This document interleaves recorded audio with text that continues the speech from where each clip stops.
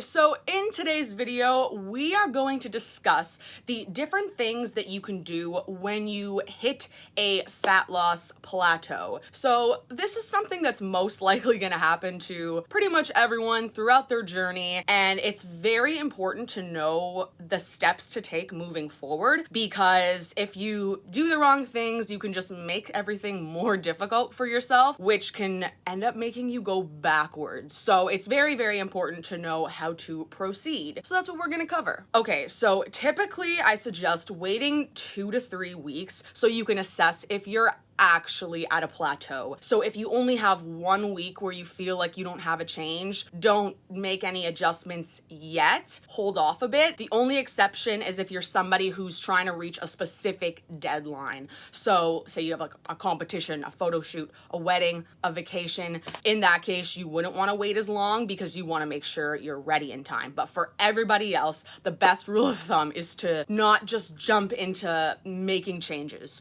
So wait and make sure that you're actually in a plateau, because sometimes you might not be. Sometimes it's just a little slowdown. Okay, so there's 3 ways to put yourself into more of a calorie deficit. So the first way is to decrease calories. The second way is to increase your activity levels and your cardio. And the third way is to do a bit of both, which is kind of a nice option. That's like a good go-to. So the first thing you want to consider though is preference and how you're feeling. If you're feeling good with where your food is currently at and you feel like you could easily eat less and not be starving and dying, then you could do a bit of a larger calorie decrease and not add any activity. So you could do like 150 to 200 calories and then just keep activity levels the same. Or if you wanted to do a little bit of a smaller decrease, you could do like 100 to 150 calories and then add a bit of cardio. So when you do this, you're obviously taking away the calories, but you're increasing your activity level, which is putting you into more of a deficit without having to eat too much less, which is always very nice. So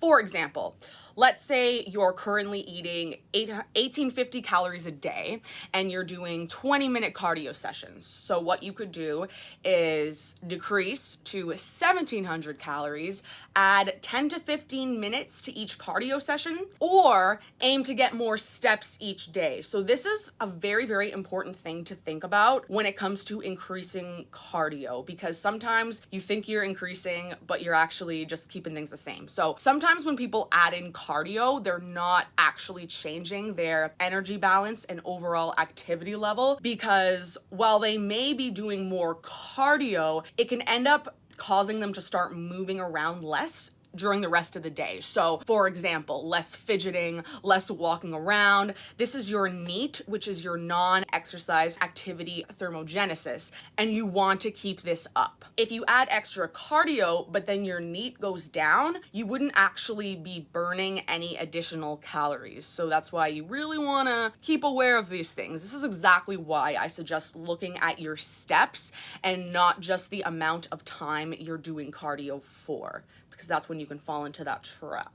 And also, one last thing, this really puts into perspective why it's so important not to start with too low calorie or too high of an activity level, because you screw yourself over for when you do hit a plateau, because you don't have any calories to take from and you don't have room for more activity if you're already doing a shit ton. So for example, if you start at 1200 calories and hours of cardio, there's nowhere to go from there. You're like backed into a corner. You're like, where do I go? There's nowhere to go. Whereas if you start with a modest approach, you have room. You have a lot of room to change around the variables and continue progressing when you do hit that plateau. So always keep all of these things in mind. And as I said at the beginning, don't rush into making changes. Give it time. It's the best thing you can do, because again, if you make changes too quickly, you're just gonna make things more difficult for yourself in the long run. So patience is key.